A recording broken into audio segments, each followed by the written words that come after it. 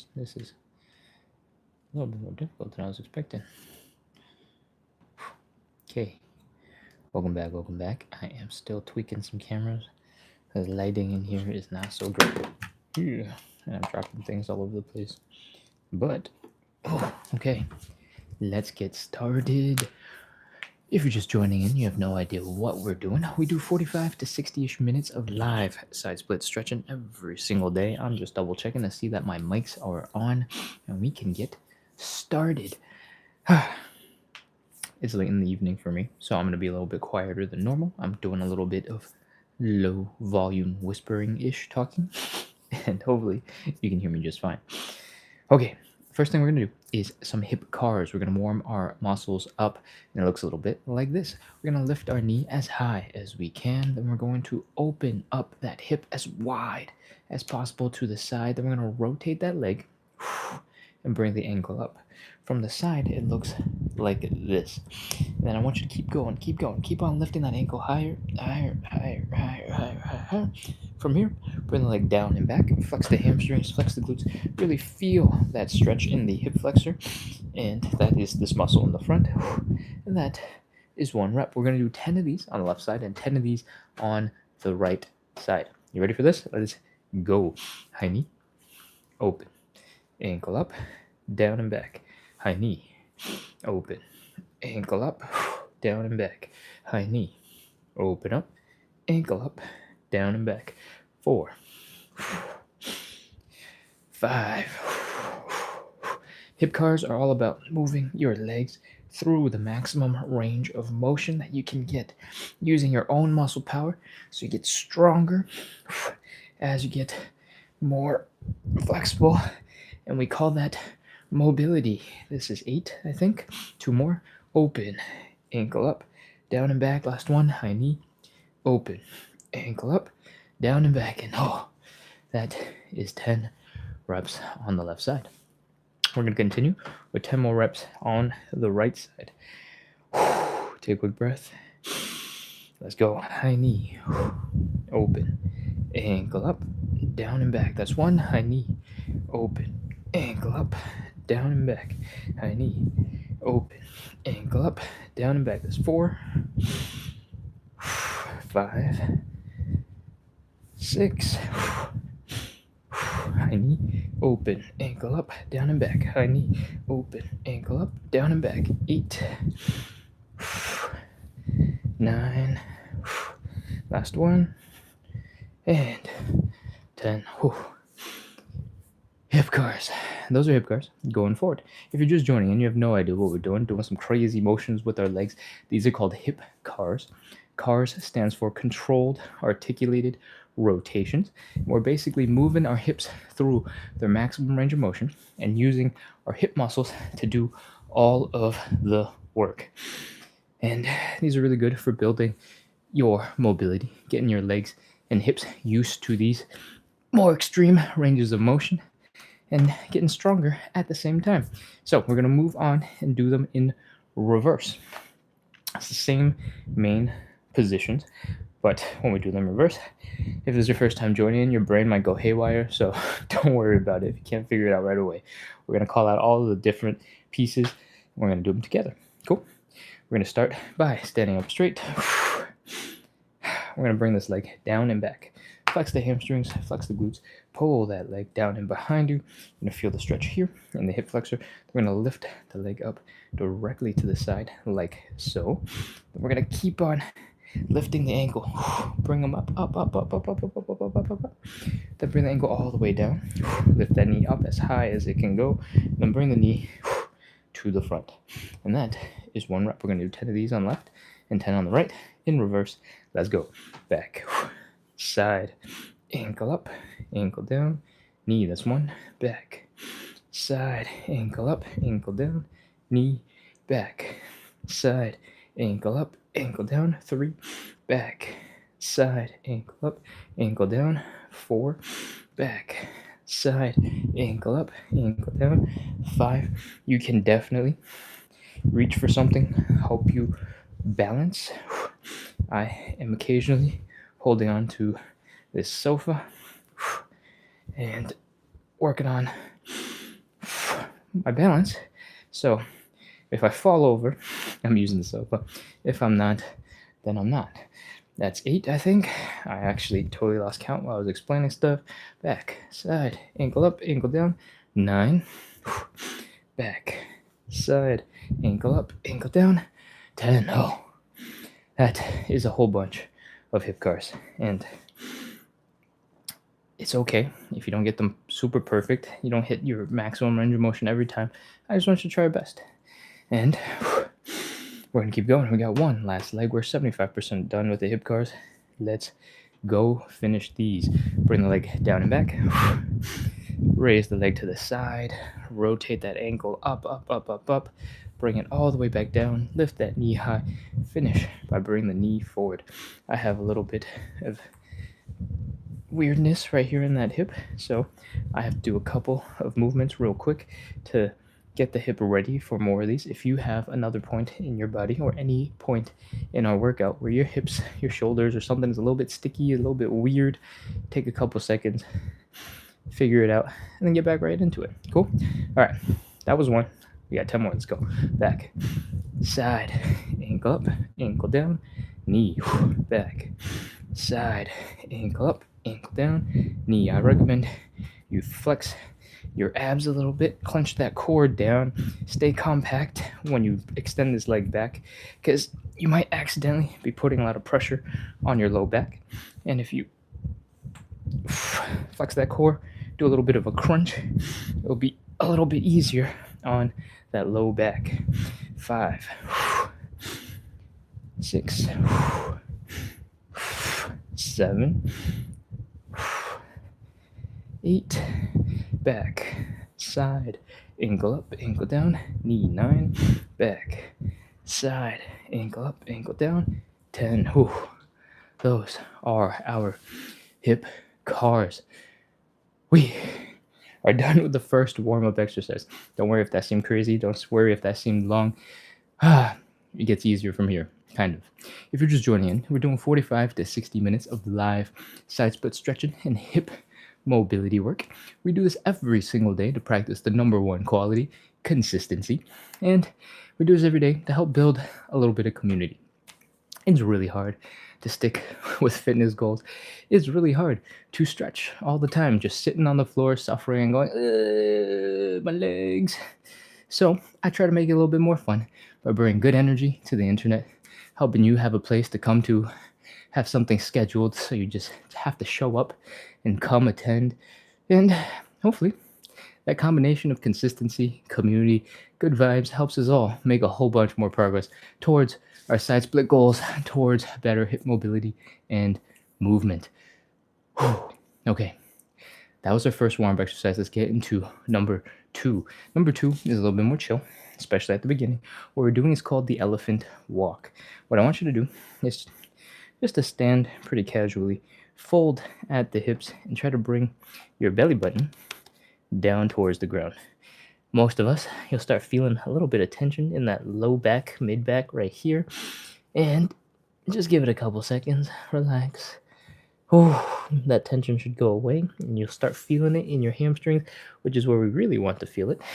And once you got it there, keep on trying to bring that belly button down.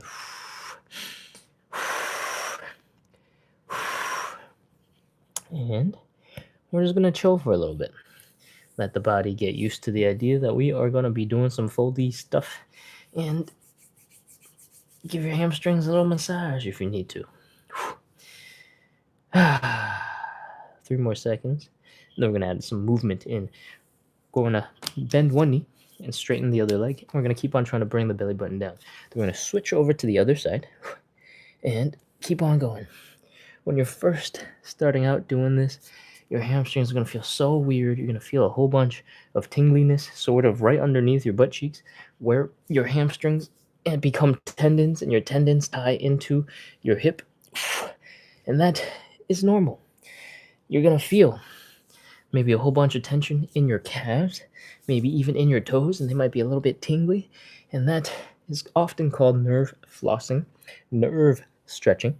You can Google that later if you like, but that is also relatively normal. You you might feel a whole bunch of weirdness in the actual hamstrings. If you didn't know this, your hamstrings are 3 different muscles, and one of them is also called a bicep. That means that one end splits into a fork like a slingshot shape, and is basically 4 ropes of muscle moving in the back, and we call them all the hamstring. So when you are doing this, they're shifting, they're rubbing, they're rearranging on themselves, trying to figure out what the heck you're trying to do with your legs, because you are never in this type of position, right? So it is totally normal, because you don't practice this type of thing very often, that your hamstrings are kind of confused and they're going, what the heck is this? Unfortunately, for the people who have been practicing this for quite a while, it still might not feel very comfortable. And even after lots of practice, it might still feel weird. But as you do more of these, as you do a couple more reps, you should start feeling like you're able to get a little bit deeper. Keep on trying to bring that belly button down towards the ground. Maybe it has started feeling smoother as you go from side to side. Maybe you started and your hips were going kind of all over the place, and now you're mostly stable in one smaller spot. And with that, our hamstrings are probably decently warmed up, so we're ready to move on into the next warm-up exercise. I want you to kind of sit back a little bit into a squat, slowly come up out of that. We were folded forward for so long that if the blood was rushing to your head a little bit, I don't want you to get dizzy when you stand up too quick. So take your time with it. And if your toes are still tingly, your calves are still tingly, shake out your legs, do a little wiggle, do a little dance. We're going to move on into part 2 of our second warm-up exercise. We're going to get back in that same position we were just in. We're going to bend one knee. We're going to straighten out one leg. We're going to fold and bring that belly button down. From here, we're going to take the arm from the bent leg side. We're going to reach across the body to the straight leg side. We're going to push against that leg to help rotate and open up that chest. And what we're going to do is called thoracic rotation. I want you to extend the arm into the air above you. I want you to look at that hand, and I want you to reach behind your shoulder and come back down. Breathe. Other side. Now the other leg is bent. Bent leg arm going across the body to the other leg. Pushing open. Chest is rotating. Hand is extending out into the air behind you. Your eyes are looking at that hand. Reach and breathe. Exhale at the very end. Should be able to go a little bit deeper. Oh, that is 1 rep. We're doing 5 of these. So we got 4 more to go. Let's go. Left knee bent, right leg straight, left hand on right leg. Push and open. Reach, and exhale at the end of that reach. See if you get a little bit further. Come on back down. Switch to the other side. I talk fast, but you don't have to move fast. This stretch is for your back, so it is always good to take it nice and slow and gentle as you set this up. If anything feels wildly uncomfortable, then you should probably stop and not continue. But if you take this nice and slow, for most people, this should be a nice stretch. Your back, your mid-back, is designed to be able to bend to the left, bend to the right, open up that chest, and by that I guess I mean bend backwards and bend forwards and twist. And realistically, we're probably not using those capabilities very much. So here in this live workout, I try to add a little bit of rotation back into your life. Whew, that is some thoracic rotation. I said we were going to do 5. I completely lost count of how many I've done. So we're going to stop there. We got a comment in here. Nacho Business, lovely username. There's no chance I can get anywhere remotely near that position. That is absolutely okay. If you can't get anywhere close to that position, you can start by folding forward and trying to reach and open up your chest.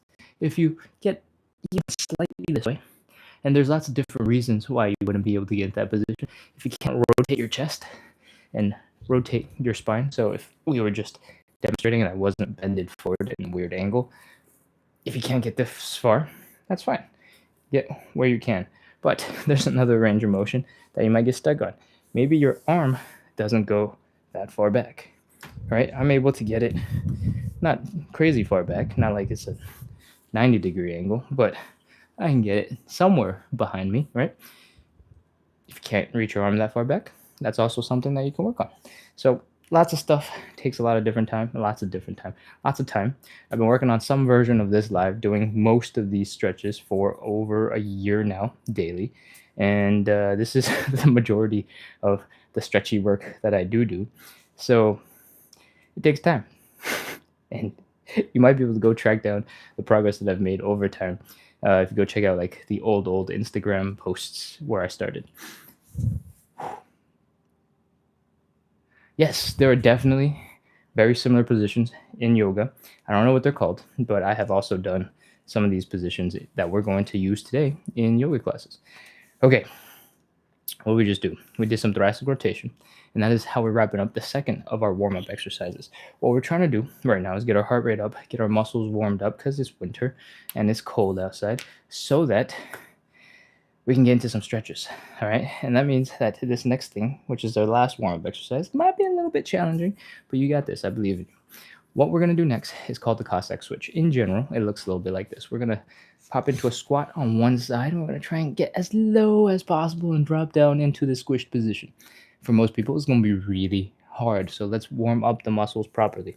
I want you to bring your legs in together into this squatting position, and I want you to just do your best to hug your knees into your chest.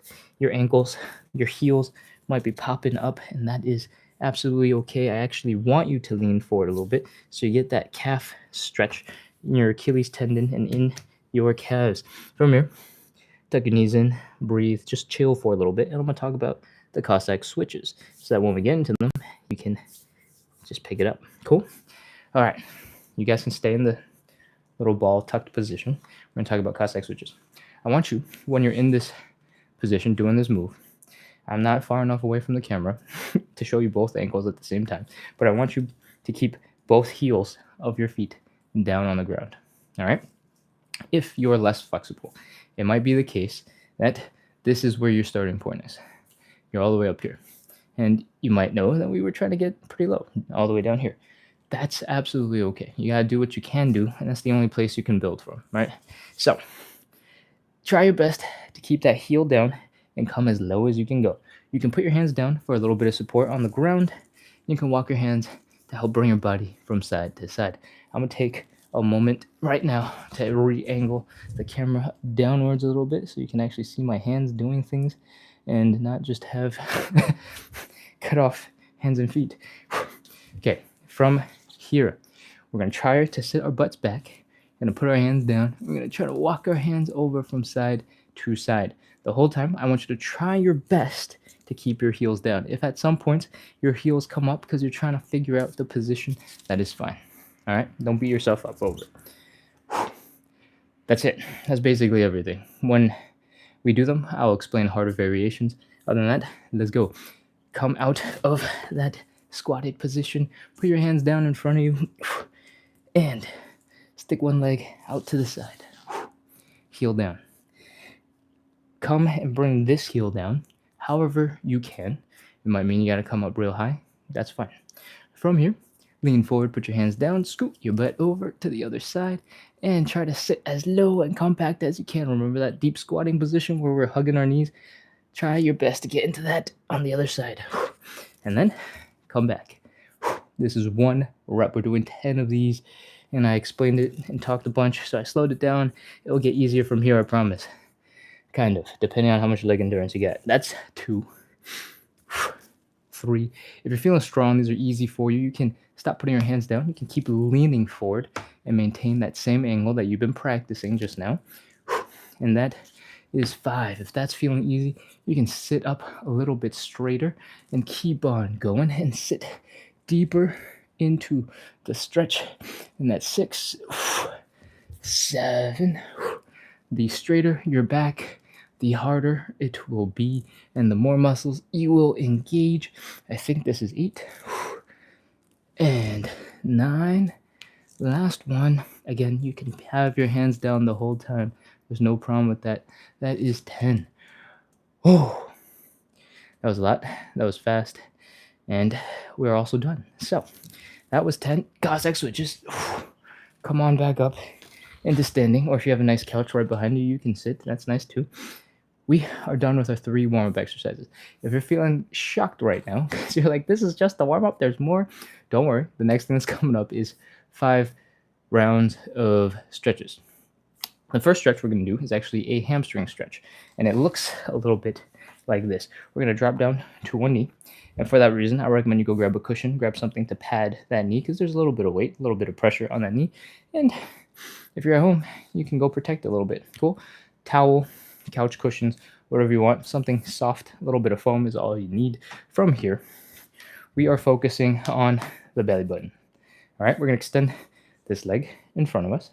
We're going to try our best to fold our belly button down to touch that thigh. That's it. That's the whole stretch. We're going to have a couple of little tricks to try and get a little bit deeper. And when you're ready with your cushion and you're ready to stretch, I won't know, so I'm going to start in 3 seconds. I hope you get ready in the next 3 seconds. 3, 2, 1. All right. We're on one knee. The other leg is straight right to the side in front of us. If you're struggling with balance a little bit and you're getting a little wobbly, you can widen your stance ever so slightly, just enough to help you with your balance. From here, we're folding our belly button down to our thighs, and your hamstrings are going to tighten up. They're going to be really unhappy with you, and they're going to be like, what the heck is this guy doing? I want you to take some normal breaths. Try your best to just breathe. Relax, sigh if you need to, just chill out. From here, we're going to take a big inhale, and then we're going to exhale and fold some more. All right? Inhale. Exhale and fold, nice and slow. Really bring that belly button down. Now that the stretch hurts way more, take some normal breaths. Try to relax and chill out. Ah, wow. Wiggle your toes. Just take your mind off of it. Take some normal breaths. Chill out. Massage your hamstrings if you need to. And then we're going to do one more inhale, exhale. All right? Inhale. Exhale and fold.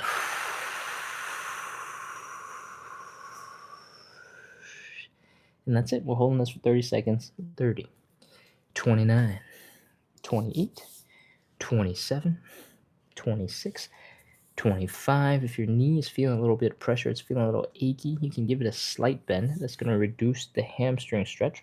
Because it reduces the hamstring stretch, I want you to really try to bring that belly button and the chest down to the leg as much as you can. And then once you've done that, I want you to try to straighten out your leg again. So we're doing the leg straightening at the end instead of from the very beginning. Cool? 20, 19, 18, 17, 16, 15, 14, 13. Remember to breathe. Don't hold your breath. 12, 11, 10, 9, 8, 7, 6, 5, 4, 3, 2, 1, 0. Oh, come back up. Pull that leg in. Relax for a second. I do a lot of explaining in this first leg stretch. There's a little bit less explaining when we switch to the other side. So if you have a leg that's a little less flexible, has an old injury or something, and you want to spend a little bit more time on it, definitely start with that leg. And we generally spend a little bit more time on that leg, so you get a little bit more time to warm up. Cool? All right, let's switch to the other side. Knee down. You can have a cushion or some padding if you'd like. Extend this leg out in front of you. Remember, we're folding the belly button down to that thigh. Take some normal breaths. Try to relax in this position. And then we're going to do the inhale, exhale. All right? Inhale. Exhale and fold. Really bring that belly button down to your thigh. It might help to imagine bringing the belly button down to the ground. And you might feel your hamstrings getting tight. You might realize that maybe your glutes can relax a little bit more. You might feel a little bit of a shifting in your backside. Okay, we got one more inhale, exhale. Ready for this? Let's go. Inhale. Exhale and fold.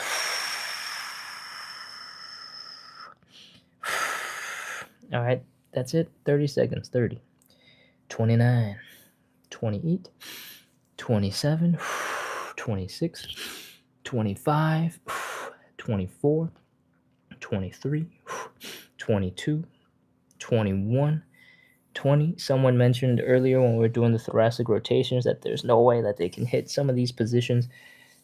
Don't worry about that. We're not competing. We are just trying to get. We're competing with ourselves. All right, you're not competing with me. I'm not competing with you. I can't see you. In fact, you can only see me. So you're not competing with me. Okay. I would argue I'm not very flexible. I've been doing something like this every single day for over a year, and some of my stretches are really good. Some of my stretches are really not good, and you'll see in a little bit which ones are okay. Don't worry about that, and do the best with what you got. Cool. 5, 4, 3, 2, 1, 0. Oh, that is our hamstring stretch. Come on out of it. Bring that knee in. Relax for a second, and we're going to move on into stretch number 2. Stretch number 2 is the butterfly stretch, and it looks basically like this. We're going to bring our feet together. We're going to pull our feet in towards our groin area. And the butterfly, if you didn't know, the goal of this stretch is actually to stretch out the groin area. And the way you do that is by opening up your knees and bringing them down into the ground. So what we want is our knees to go down. If you are just sitting on the floor right now, you are probably, for most people, going to be in something that looks like this. Your back is rounding, you're desperately trying to hold on to your legs, and if you don't and you let go, you might want to fall backwards, right? That's pretty typical. That's very normal. So I recommend you go rest your back against something very stable, something very sturdy. I usually recommend a wall. I do not have a wall behind me. I have a couch. But if you did have a wall behind you, your hips, your mid-back, your shoulders, your head can push against that wall, and it'll keep your posture nice and straight. And you'll be like, wow, this is what straight back really means? That's crazy. From there, once you have something to lean against and you're not really worried about falling backwards, it'll be much easier for you to open up your hips and bring your knees down towards the ground. So give that a try. Notice the difference if you have done both. And from here, I want you to pull your legs in and use your outer thigh muscles, your glutes, to help bring your knees to the ground. If this is your first time joining in, you're like, what the heck? What muscles are those? That's totally normal as well. Don't worry about it. Just try to bring your knees down towards the ground. If your knees are coming up, you're using the wrong muscles. They're trying to go downwards. All right. Once you've gotten into this position and you've really tried to contract some muscles to bring your legs down, you're feeling the stretch here in the groin, take your hands and apply a little bit of pressure. If you are leaning against the wall, the tops of your shoulders, the top of your head will be pushing into the wall, and you'll feel a lot of pressure from the wall. That's the wall just keeping you from falling backwards. So thank you, wall. Let's go. That's it. 30 seconds. 30, 29, 28, 27, 26, 25. If you're like me, not using a wall, you're just using a couch and it's only supporting your mid back, you're going to probably slide out a little bit more and you won't get as deep in this stretch, and that's okay. You gotta make do with what you got. 20, 19, 18, 17, 16, 15, 14, 13. I'm realizing that I'm causing the whole carpet to slide. 10, 9, 8, 7, 6, 5, 4, 3, 2, 1, 0. Relax your muscles. Get rid of the hands. They're not pushing anymore. You might feel like suddenly your legs are not moving as well as they normally are. don't be afraid. You just got to give them a quick shake and they'll wake up from this slumber that they are in. And once you've shaken them, you'll be able to move them again, flap the wings of this butterfly stretch, and you can come back up into split stretch number 3. What we're going to do next is either a standing pancake or a seated pancake. And since I'm in front of a couch, I'm going to start with the seated pancake. I want you to sit your butt sort of at the edge of the couch. This does not have to be a couch. You could have a really good stool, a chair that is resting right against a wall so it can't slide out from underneath you. It could be yoga blocks right up against the wall so it can't slide out from underneath you. And from that position, I want you to open up the legs decently wide. It doesn't have to be crazy. It doesn't have to hurt your hips. If it hurts, bring your legs in a little bit. And we're going to try to fold and bring the belly button down and forward. That's it. This is the whole thing. This is a pancake stretch. From the side, from a standing position, it will look... I don't really have enough space for this.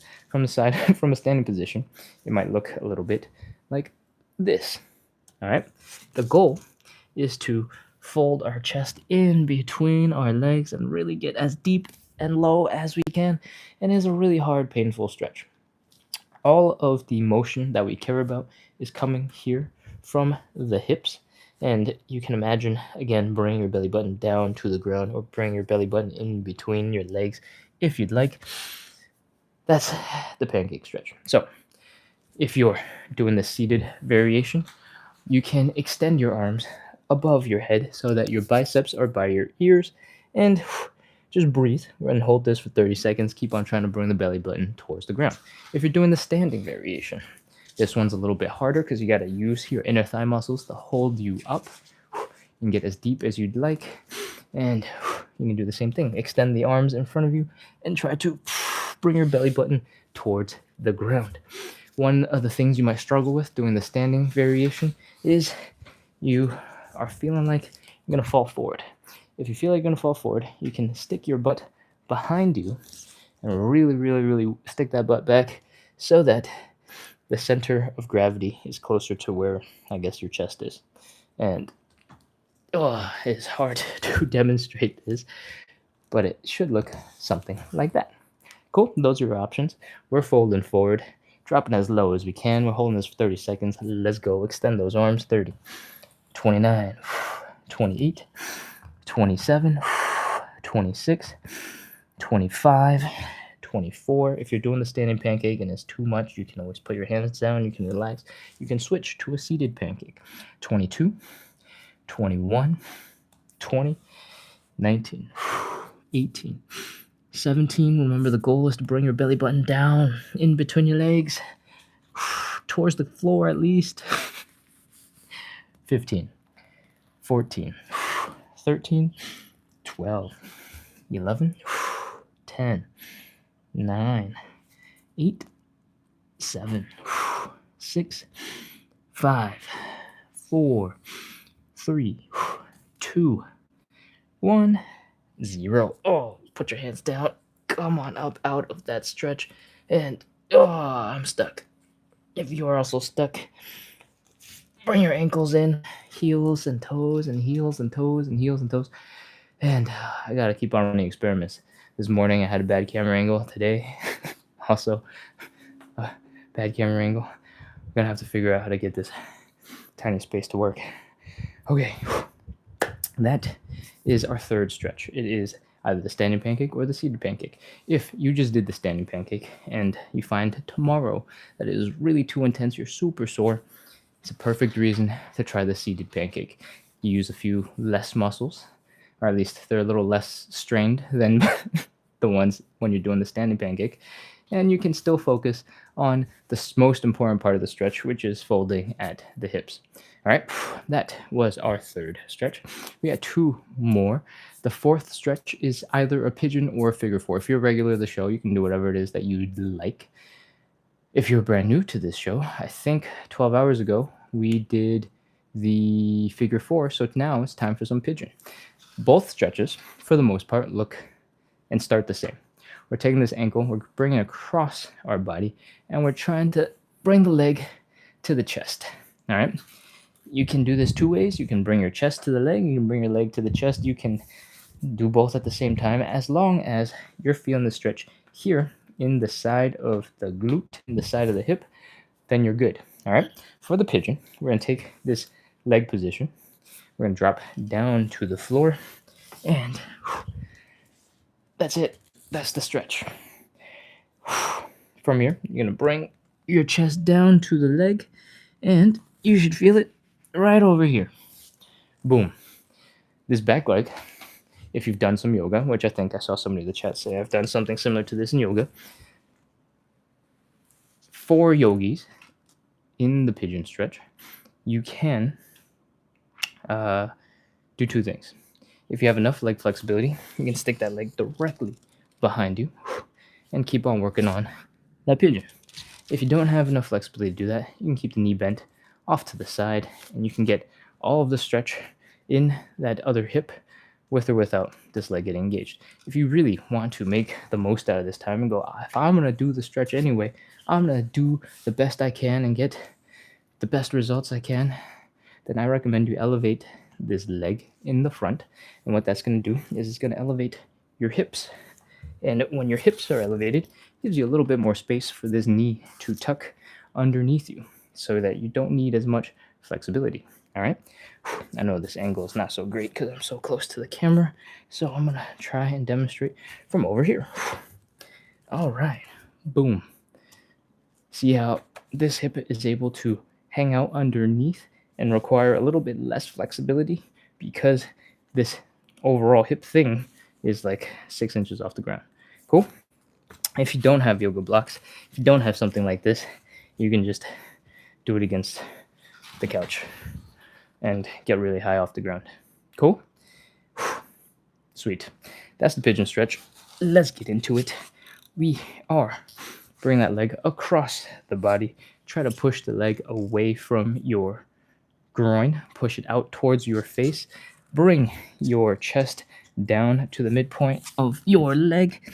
And we're holding this for 30 seconds. Let's go. 30, 29, 28, 27. Don't hold your breath. Remember to breathe. See if you can relax a whole bunch of muscles in your low back, in your hips, in your glutes.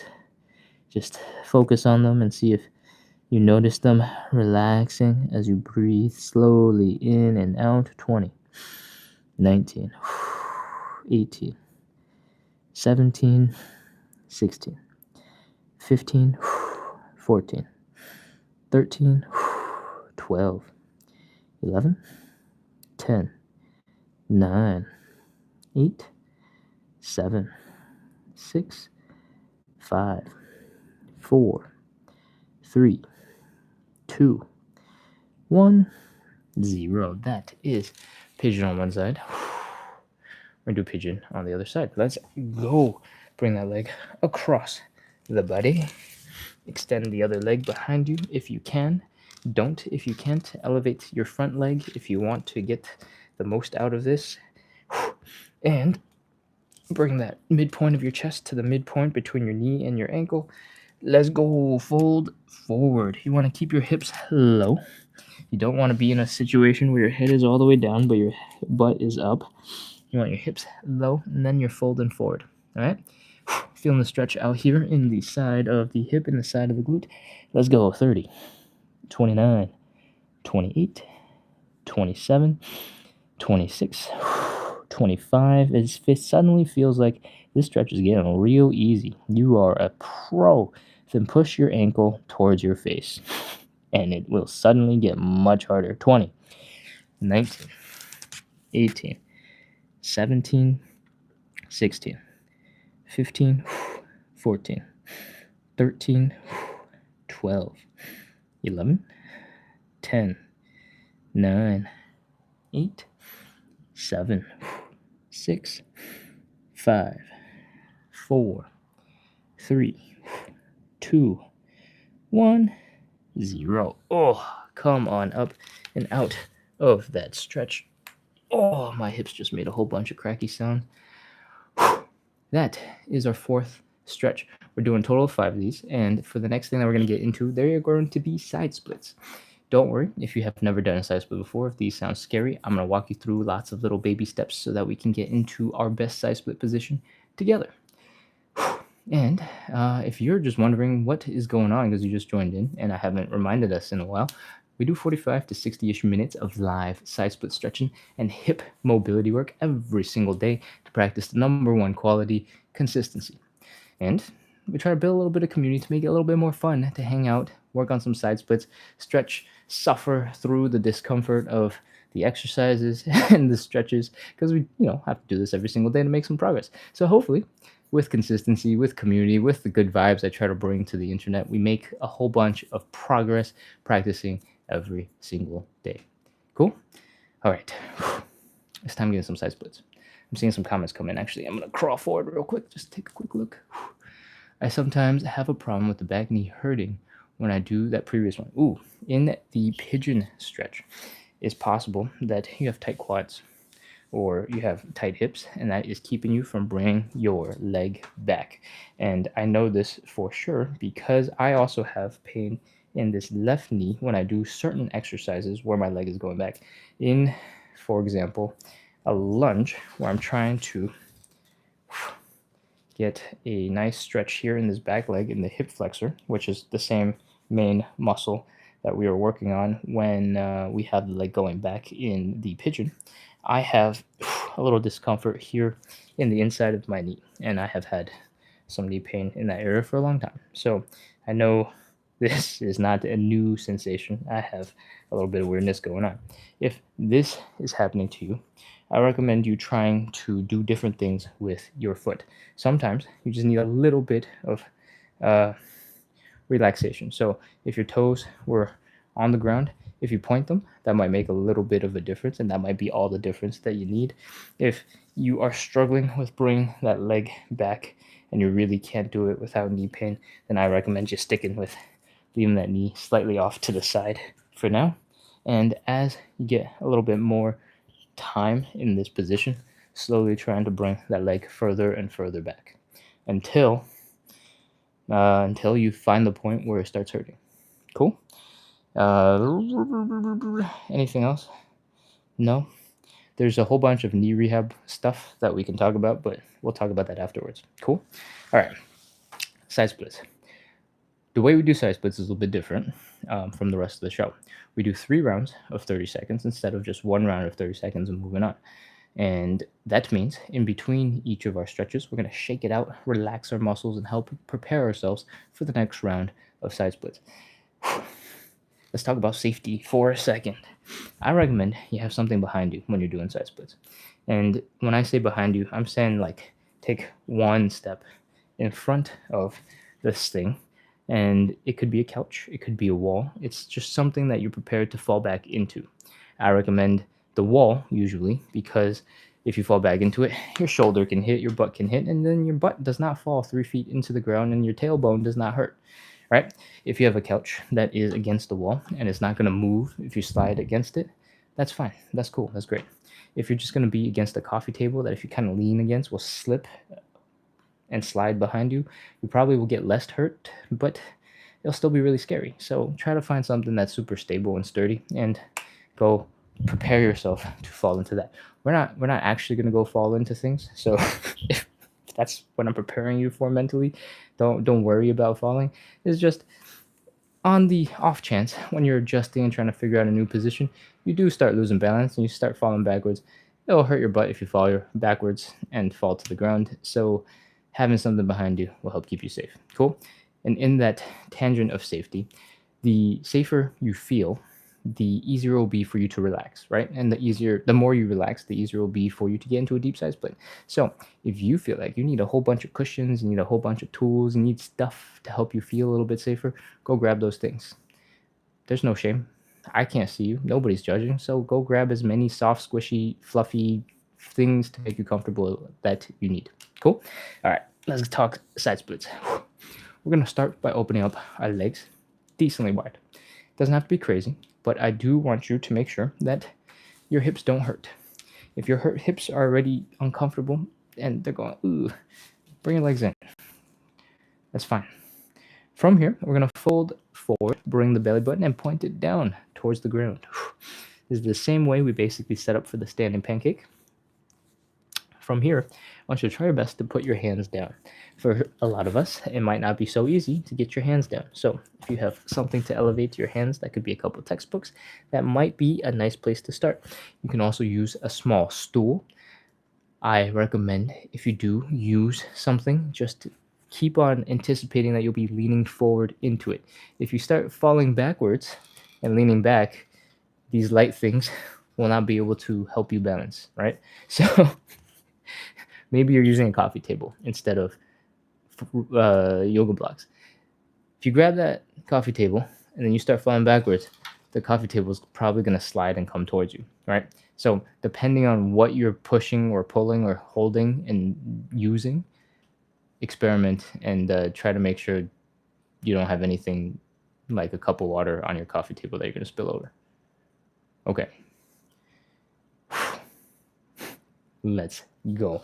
From here, we are in this folded position.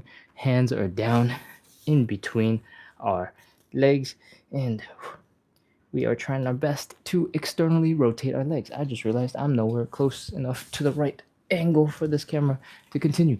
Okay, what we're doing is we're bringing our ankles down, our toes up, and our knees pointing up. This is called external leg rotation. So if we're here in this position, I want you to rotate the ankle so that the heel's down, the toes are up, and the knees are pointing up. All right? What this does is it makes sure that our thigh bone is rotated out of the way so it does not smash into our hip bones, our pelvis, and that lets us get into a deeper side split. So once you are here, you should be able to walk your hands back towards your legs a little bit, and potentially, if you have a couch behind you, sit in this kind of position. You don't have to do that. If you're using a wall, you can keep your hands underneath you, and you're basically in your side split stretch. This is how we're starting, and this is where we're going from here. If this is too low, too uncomfortable, you can keep those yoga blocks, you can keep that stool around, and you can lean forward onto that support and hold this position. Do a little wiggle from side to side. See if maybe you can get just a little bit deeper. Break the friction holding your feet back, and that is it. We're holding 30 seconds.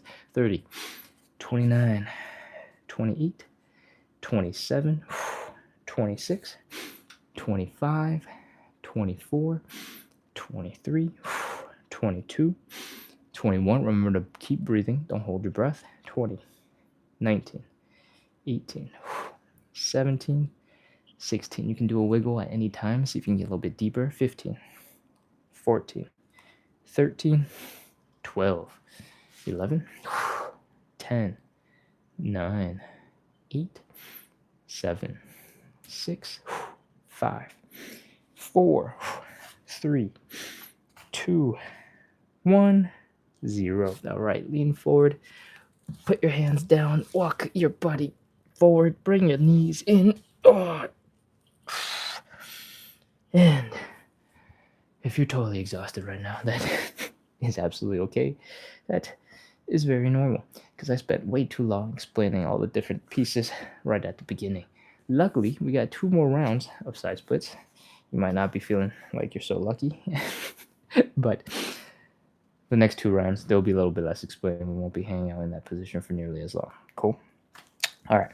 When you can, come back up into standing, and we are going to shake out our bodies.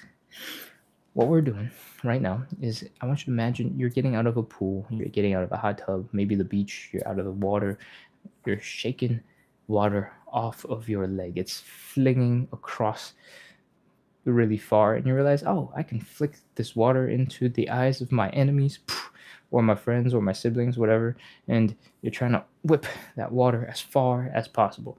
I want you to relax the leg so that you flick the water as far as you can. You're just whipping it.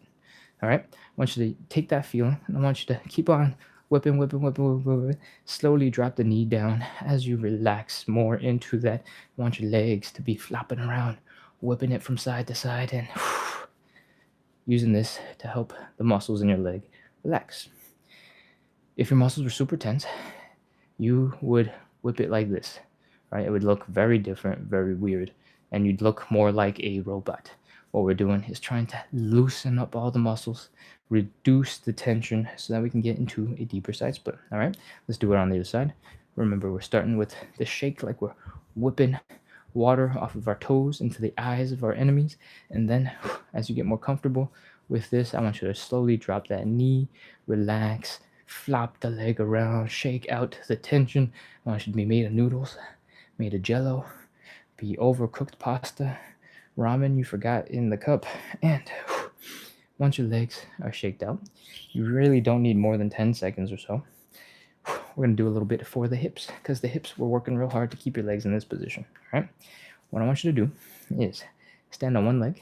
All your weight is on one leg. I want you to drop the big toe or maybe the ball of your foot down on the other side. Again, all of your weight is in this leg. This leg is just chilling. Now I want you to do a little dance. Rotate the knee inwards, rotate the knee out, and in and out, and in and out, and in and out. And just get a little bit of movement for the muscles here in that hip. This isn't about stress. This isn't about tension. We're not trying to build muscles or mobility right now. We're just trying to shake out the legs and do a little dance and have some fun at the same time. All right, do the other side. All the weight is in this standing leg. Just the big toe is down. Doing a little bit of shake, a little bit of movement to get the hips to move, to relax, to chill out. Whew, that is our break in between our stretches. Let's get into our second side split. I feel like I'm missing a lot of comments, so I'm going to scoot over and take a look. I'm bad at this one. I don't know if I was doing it right. I'm just shaking. Shaking is fine. If your muscles are feeling relaxed and loose, then you're doing good. It's totally fine. I exaggerate a whole bunch of things, thinking that it will be easier for you to like get one thing and then slowly let it build into other stuff. But if you're just shaking and flopping, and you're like, ooh, you look like you're a jellyfish. You're already totally done. You're past all the little pieces. You've already moved on. Cool. All right, let's get into the second side split, and then we'll get back into more shaky stuff. Cool. Second side split. Open up the legs decently wide, no pain in the hips. Fold forward, point the belly button down towards the ground. Put your hands down if you can. Typically, when you're folded forward, you should be able to get into a deeper side split position automatically, because this is the same position that we're about to get into when we rotate our leg up and we sit up. All right. Notice how when we're down like this, our feet are down, and so is our belly button pointed down, and our head is sort of, everything is kind of in this alignment. When we do the opposite, when we rotate our legs, we're taking that same body position and we're just rotating it backwards. Cool. Let me know if that doesn't make any sense, and I'll explain it again later at the end. From here, I want you to try your best to externally rotate those legs so that your heels are down, your toes are up, and your knees are up, and you're able to sit up, basically. Right? From here, I'm able to sit up because I have the couch right here, and I'm leaning against it. It's not magic. There's a couch. From here, we are doing a little bit of a wiggle from side to side, trying to get just a little bit deeper into the stretch. And once you can't get any deeper, it's time. 30 seconds. 30, 29, 28, 27, 26. For your reference, you don't have to be so close to your wall. You don't have to be so close to your couch or whatever it is that you're in front of. I'm here because I'm a little too close to the camera, and so I'm trying to be as far from the camera so you can see more of my body as we do the stretches. And that is why I'm a little close to the couch. All right, from here, we're almost done. 10, 9, 8, 7. Again, you can do a little wiggle at any time to try and get a little bit deeper into your stretch. 4, 3, 2, 1, 0. Walk your hands forward, bring your legs in. And that is side split number 2. Chill, relax, breathe. And when you can, come back into standing. We're going to shake it out once again. All right. We talked about sort of flicking water off of your legs. If we super exaggerate this and you're imagining really trying to flick the water as far as you can, you're whipping that leg out. That whipping motion requires a lot of your muscles to be relaxed and chill in order to like get to full acceleration. If you've done, I don't know, boxing or something, you'll know that they tell you to relax your muscles until the very last second right before you punch something, and that will help you maximize your speed. Same principles. The more tense your muscles are, the less floppy and fast you'll be. That doesn't even make sense. I don't know why I brought that up. Forget I said that. We're whipping our legs. And when you're doing this, I want you to try your best to relax your ankles, to relax your calves, so that your legs are just kind of flopping around. If your legs are already flopping around and you just have absolutely no idea what you're doing, this is already working. You're already good. The fact that your ankles can flop around, the fact that your calves can just sort of flop around, is a sign that your legs are relaxed. All right. And what we want at the end of the day is just relaxation in the muscles. And if you want to sort of test out this principle in a different way, if you do some bicep curls at the gym or do a specific other type of exercise, next time you go, do a couple sets as usual. And then when you're on your, I don't know, third set, after you do your bicep curls, you'll know that when you have that crazy bicep pump, your arms literally can't even extend straight, right? Like you're just walking around sort of like this, and they can't relax fully and go back to their normal straightened position until like 30 minutes after the workout, when your muscles finally become normalish. What I want you to do in that moment is I want you to flop your arms, relax, shake them out, and try and get them to loosen up as much as possible, like you're made of jello. Whip those wrists, whip those arms, whip those everything around to see if you can loosen up the muscles in that bicep, and you might be able to get a couple more reps out of your next set because you're reducing some of the tension. Yeah, cool. Where am I going with this? Let's shake out our hips. We're standing all of our weight on one leg. We're going to gently place our other leg down. We're going to rotate the leg in, rotate the leg out. All of the movement is coming from where the thigh bone connects to your hips. Nothing else is moving. And we're just doing a couple of these to help the hips and those muscles to chill out and relax. If you're too focused on them, it's probably going to have the opposite effect. So just shake them out, turn into a little dance, have fun with it, and your hips should be good. If you focus too much on it, it'll probably have the opposite effect. So imagine that you're just flopping, turning into a jellyfish, and that will be good. I promise. All right. That is stretchy, shaky, floppiness, round 2. Let's get into the third side split, and we'll be almost done. Once again, we're opening up the legs decently wide. We are folding forward so the belly button is pointing down towards the ground. When you're in this position, you should be able to open up your legs a little bit further without discomfort. And if you can bring your hands down to the ground to support your weight, awesome. If you can't, having something to give you a little bit of relief when you're in this position, super helpful.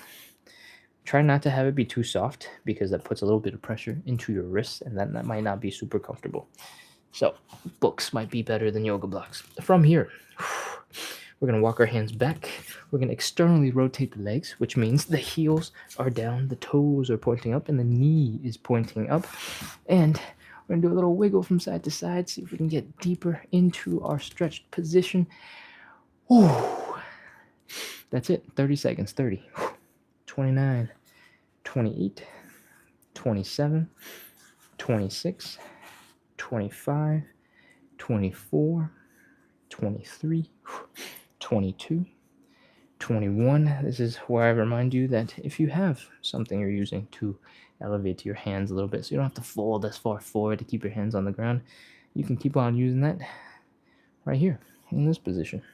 15, 14, 13, 12, 11, 10, 9, 8, 7, 6, 5. We're almost done. 4, 3, 2, 1, 0. That is it. Remember that we want our knees pointing up whenever our chest is up in the air. Cool?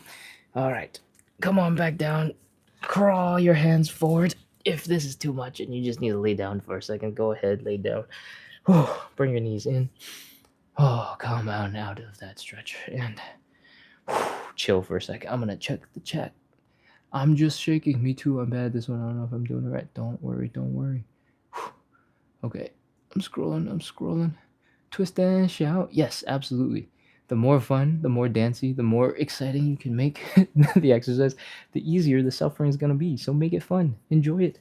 Okay. That was a third of our stretches, third of our side splits. So that means we're done with all the hard stuff. Now we're going to shake it out, reduce that tension, and we're going to do a couple of joint checks to make sure everything is moving well together, and then we're going to wrap up. Cool? Come back up into standing. And let's shake it out. Shake, shake, shake, shake, shake, shake, shake. Try your best to relax everything. If your ankles are flopping around, great. If your calves are flopping around, awesome. Shake out the tension in that leg. And now let's combine it a little bit with that hip thing that we were doing earlier. All right? But I guess before we do that, let's shake out the other side. Shake, shake, shake, shake, shake, shake, shake, shake, shake, shake, shake, shake, shake, shake, shake, shake, shake, shake, shake. You can experiment with how intense you want to shake and how floppy and crazy you want to take it. Take it slow, build up to it slowly. You don't have to go whoosh and then hurt your ankle or something crazy like that. So take your time.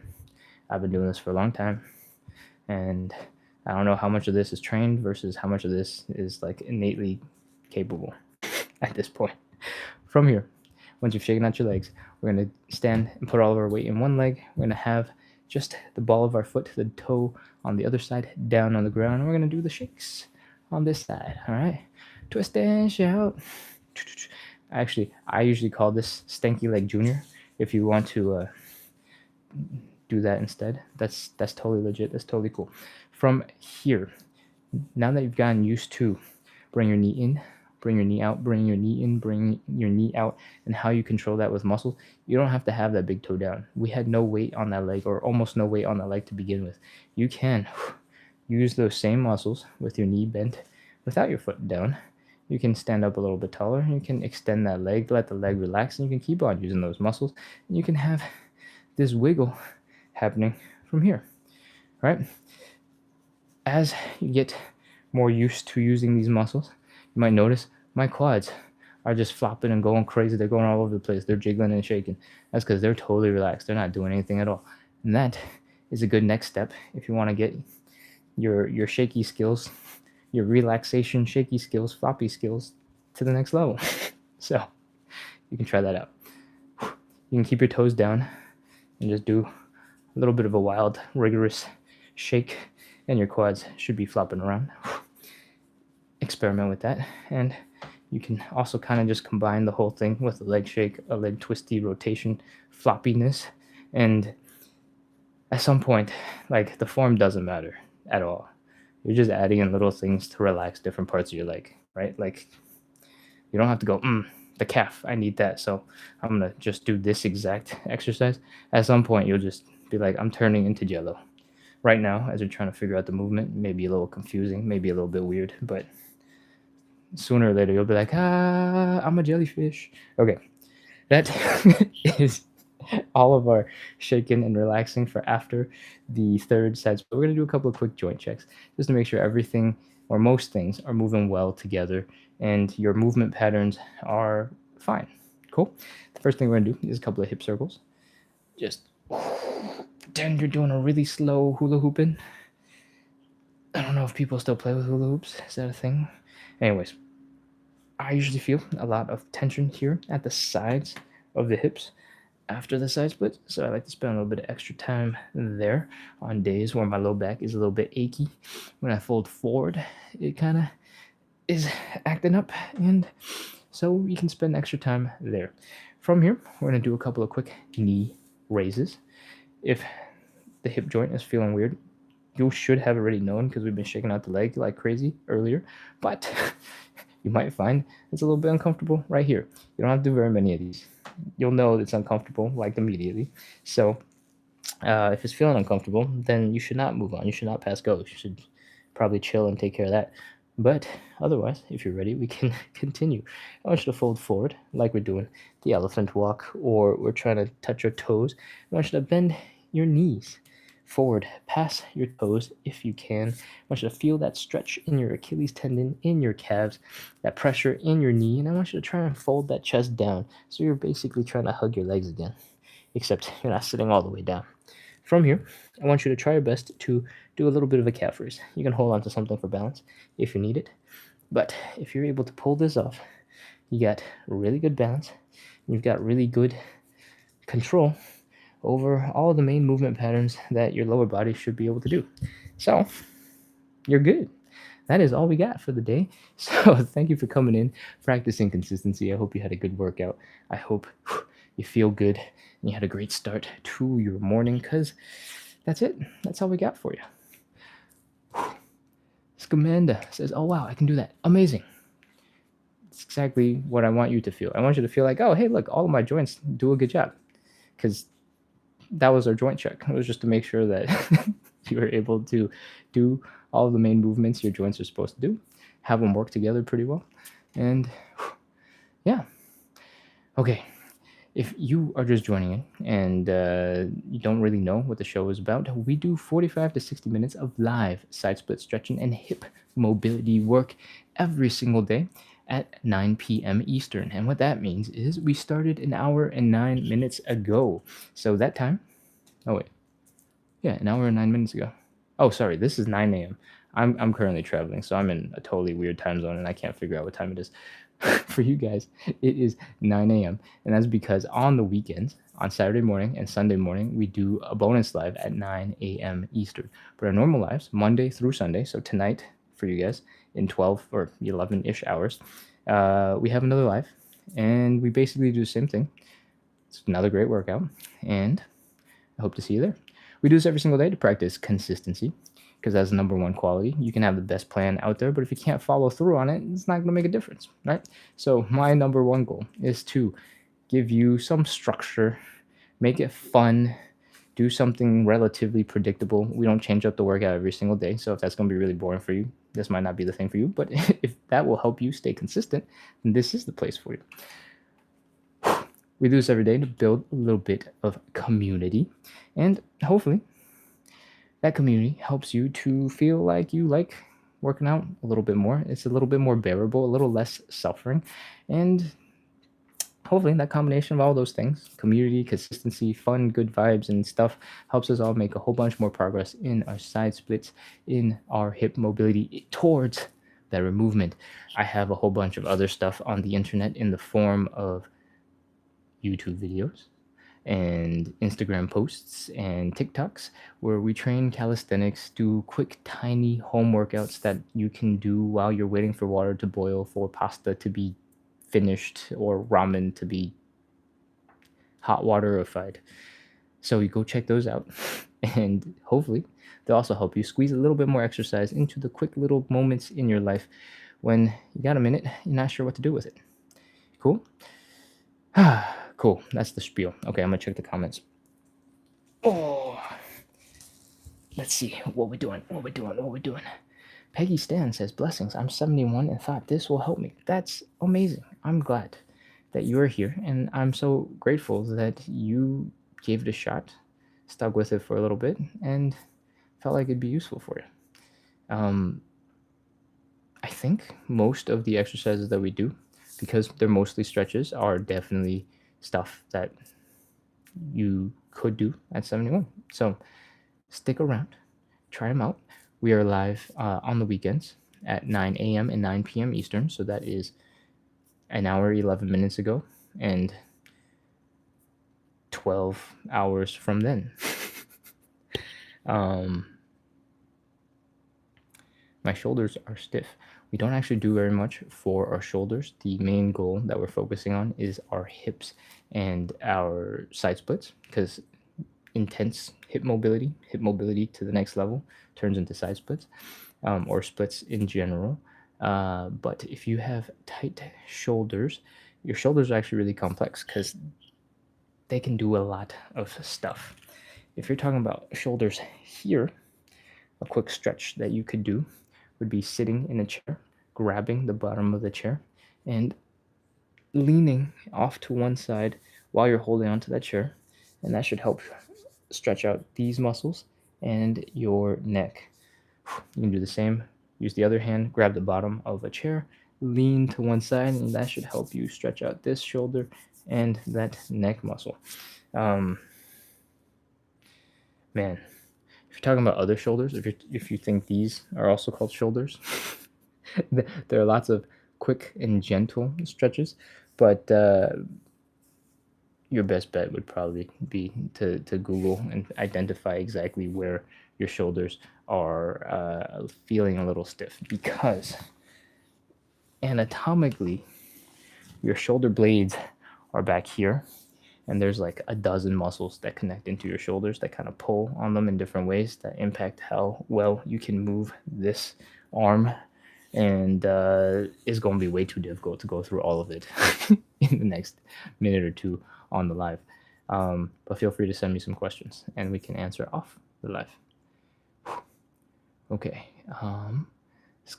Skazmand says, I'll try to remember to make it. That was a great stretch. Awesome. Amazing. User 418-942-616 says, that was awesome. That was great. Feels great. Amazing. Amazing. Okay, everybody's sending good vibes. Thank you so much. I'm going to scroll up to see if there are any comments, questions from the live that I can address. Jeff Hall says, good morning. Hey, Jeff. Welcome back. It's good to see you.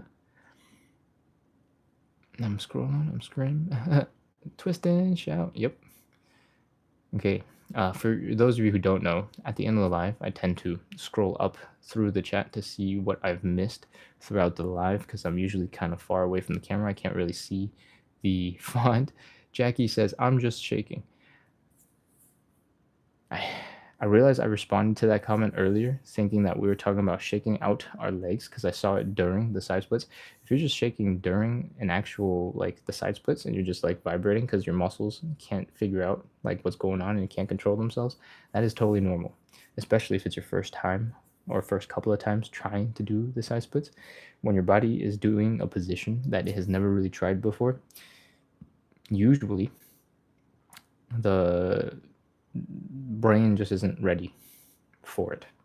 The nerves in your legs might not have been ready for it. And it just takes a little bit of practice for all the electrical signals and fancy brain neurology stuff to connect and figure out how they work well together. And once that's done, the shaking will stop happening as you begin. It'll only happen when you get really tired. So if you're just starting and you're trying a new position, you're holding something that you've never really held before, and all of a sudden you're like, whoa, my arms are going crazy right now, or my legs, whatever body part you're training is suddenly feeling like it's going crazy, shaking. Typically, it's because you've never really trained that position and you're asking your legs to do something that they're not so sure about. So they're just figuring it out, and that's okay. Cool. This man says that was my first time. Amazing. So both heels were on the ground like that. Ah, yes. Both heels were on the ground like that. I'm wondering when this comment came in. If this came in pretty early. Oh, no, this is during the side splits. Both heels, yes, are on the ground like that. And I want you to imagine this sort of as if you were sitting on the ground with your legs in front of you, right? Your toes are pointing up. You're doing something like touching your toesies. If you start going and bring one leg directly to the side, this is basically a side split, right? You just got to get the other leg to also match that. And I can't do that. I'm not going to get anywhere close, but I'm trying to demonstrate the idea that we're basically trying to get into this position where our toes are pointing up, our knees are pointing up, and our heels are down on both sides. When we get into side split, there's a whole bunch of limiting mobility going on there. So it's going to be really hard to get it from a whole bunch of different angles, from a whole bunch of different muscles that are fighting you against it. And what we want to do in that situation is basically get the leg muscles, the leg bones into that position where the knee is pointing up, the heel is down, the toes are up, so that we can slowly work our way deeper and deeper and deeper and deeper into that position. This position, actually, I talked about this and I said I would explain it a little deeper earlier, where your toes are pointing up. Your toes are pointing in the same direction as your head, right? Your knees are pointing in the same direction as your head. The tops of your hips are in the same direction as the tops of your toes. If you take that idea and you take a look at this position that we are in when we're trying to set up for the side split, our legs are out to the side, we're folded forward, our hands are down, right? The tops of our heads are in the same position as the direction as our toes are pointing. The tops of our hips are also pointing in the same direction our toes are pointing. So when we say externally rotate the legs and the toes are pointing up, you can't see them obviously because I'm way too close to the camera, but you can see where my knees are pointing. My knees are pointing up.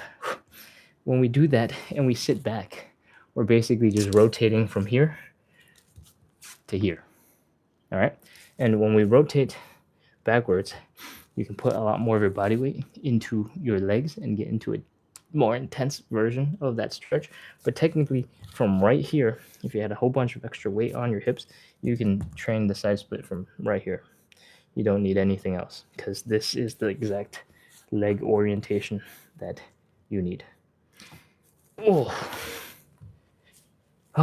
Let me know if that didn't make sense or if the visuals were super unclear because I'm so damn close to the camera.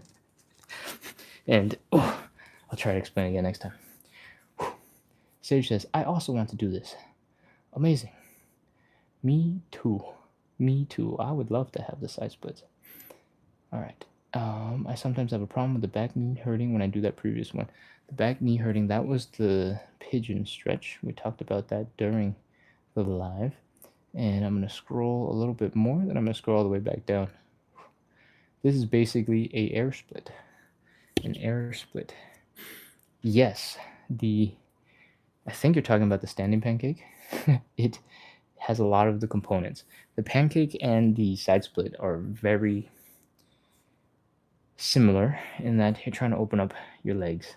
And the main difference is that you're folding your hips really far forward in the pancake. You need to have some pancake in order to be able to do the side splits. You don't need to have that much of the side splits to do a pancake. But if you combine both together, they become a super crazy move where you fold forward and it's crazy.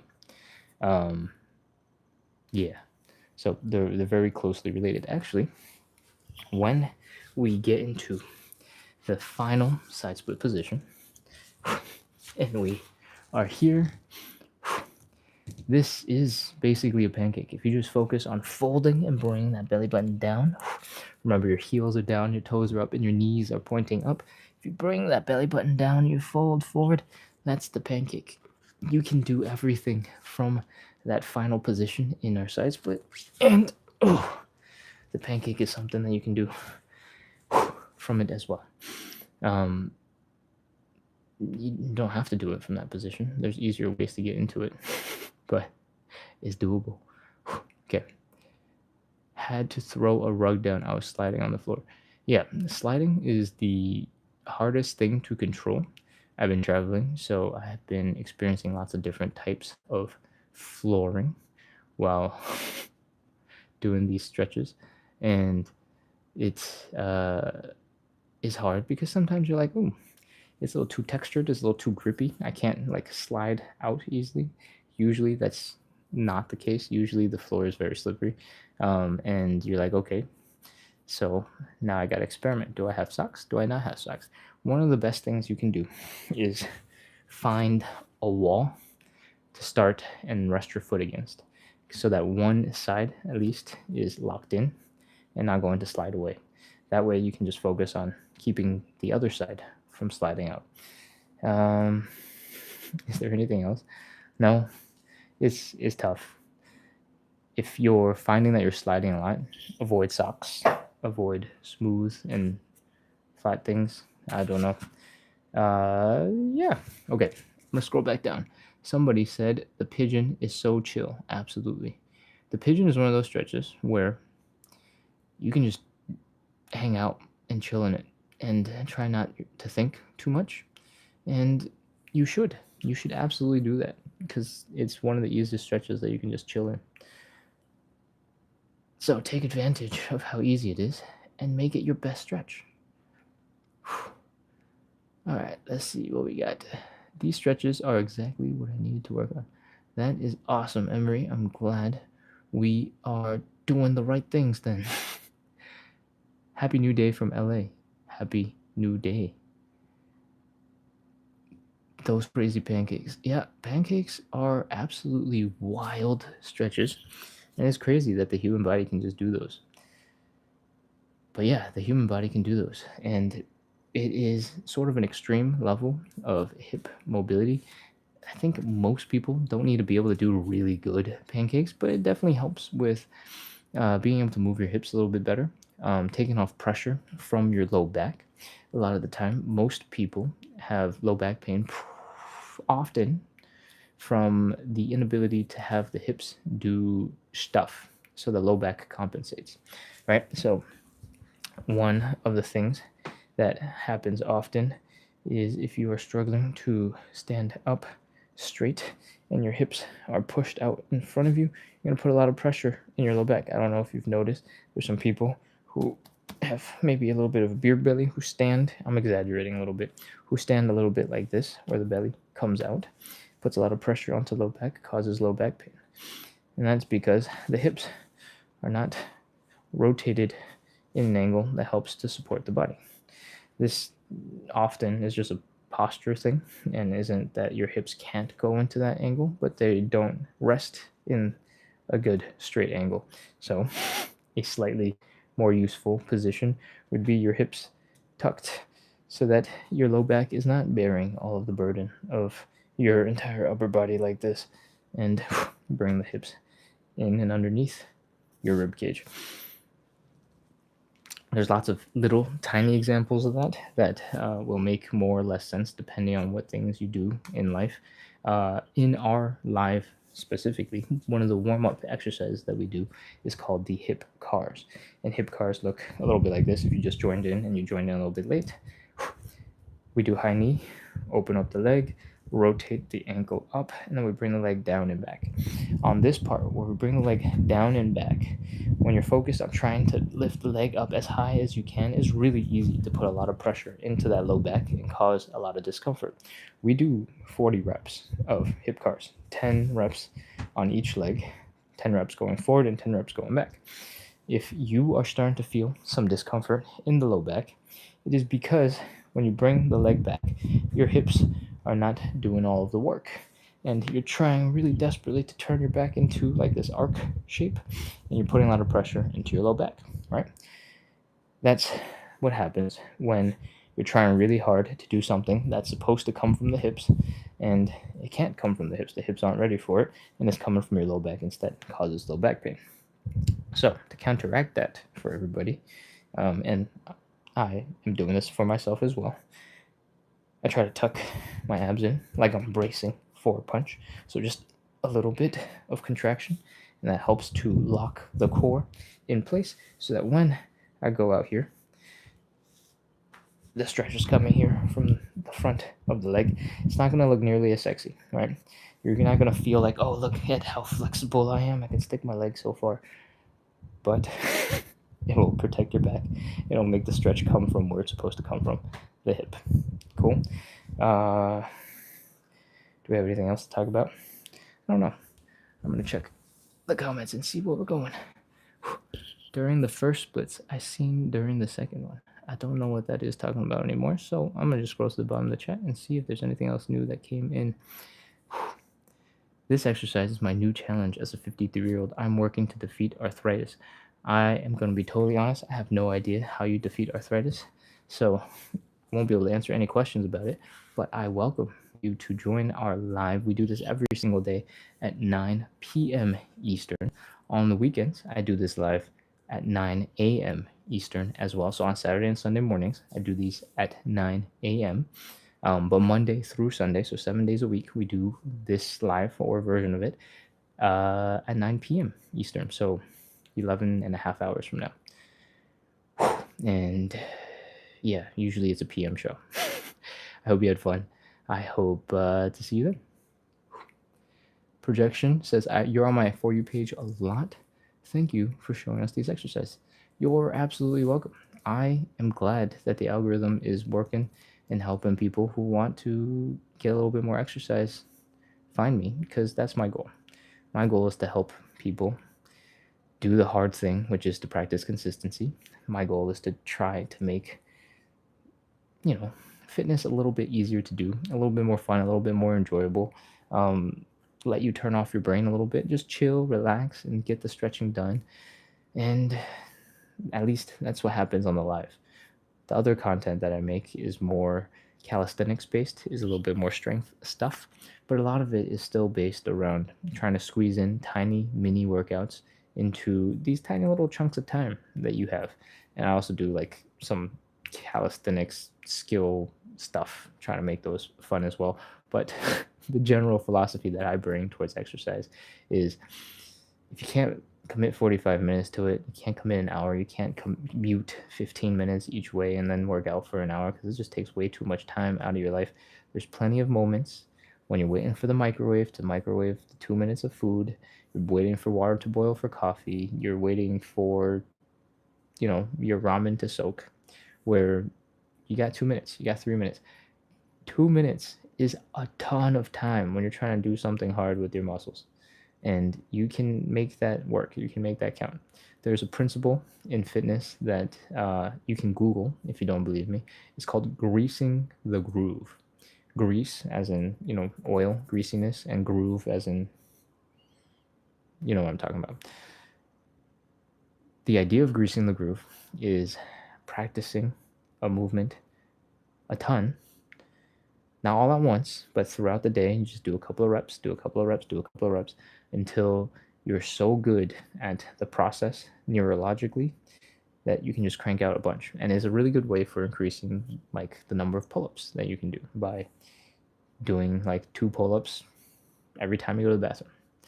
And if you take this principle of doing a little bit at random times just throughout the day, integrating it into your life, you don't have to worry about going to the gym for an hour 3 times a week. That's nice. That's great if you can get there. But if you can't, there's plenty of other ways to squeeze in a little bit of fitness, a little bit of work, strengthen those muscles, and take care of your health, right? Anyways, that's the goal. That's my general philosophy towards fitness. And you might see a little bit of that in the rest of my content on Instagram, on TikTok, on YouTube. So if you'd like, go ahead and check those things out. If you cannot make a live and you wish that you could, I have a silent video where we go through all of the exercises at like the fastest pace possible, and there's zero explanation. You just jump into the next thing. So that video is about 15 minutes long, so it's totally possible to trim this particular show into a much shorter show. I try to be very welcoming to people who, find us on the For You page and don't know any of the exercises. So I spend time making sure that we explain things, going through stuff, and making the show valuable to new people, right? And that means the show goes a little bit longer than it could be. So if you need an ultra fast version, there's a version on YouTube. The username is splits on the side, so the same as on TikTok. And I've only got like 4 or 5 videos. You'll be able to tell which one is titled side split workout, daily side split workout, something like that. But if you don't know, we live stream both on YouTube and TikTok. So the recordings of every day's lives are posted and hosted on YouTube. If for some reason you need to watch one of those again, you can do that. But it's way more fun to come to the live, so make sure to come to those. Okay, that's it for me. Thank you so much, everybody, for coming in, practicing consistency. I hope you got a nice workout and a great start to your day, and you feel great because you've already worked out.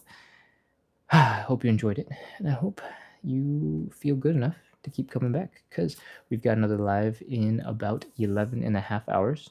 You don't have to join that one. We have another live in about 24 hours, 23, 20, 22 and a half. I don't know, however, same time tomorrow. And yeah, I hope to see you soon. Cool. closing off the chat now because I think I'm out of comments to respond to. Projected in says that's a cool philosophy. Thank you. Travel with Roxy says thank you so much for today. And oh, we got a compliment. G9 says you are such sunshine. Thank you. All right. With that, we are closing off. I hope to see you guys all soon. Bye bye. Shutting